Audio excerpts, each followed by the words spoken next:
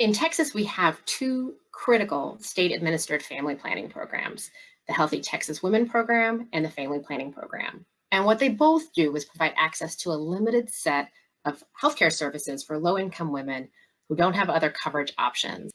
They aren't health insurance, they aren't full coverage, and they're no substitute for full coverage.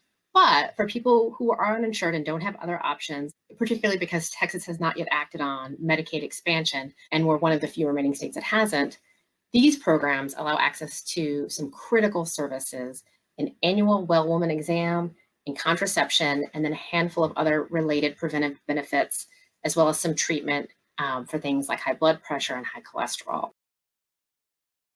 Even though the programs have limited benefits, they're pretty critical for access to healthcare. And that's for a lot of reasons. Access to contraception can let women and couples decide if they want to have children and when they want to have children, which is a cornerstone to women's economic and social mobility. It also turns out that planning your pregnancies and planning the space between your pregnancies improves maternal health outcomes and newborn health outcomes. And if that's not enough of a reason to care about these programs, they reduce state costs. For services delivered in 2019, last year alone, these two programs together generated a $20 million savings to general revenue, to the state budget.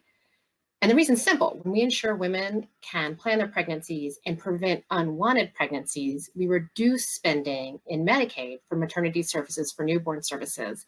And instead, we're giving a relatively cost-effective benefit of just preventive care to more women, and that saves money in our Medicaid program down the road.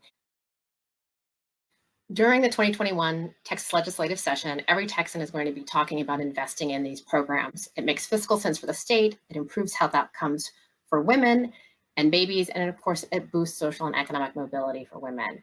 And another thing we'll be talking about is how do we make sure that there's no unnecessary barriers to women getting access to these well woman exams and contraception through these two critical programs.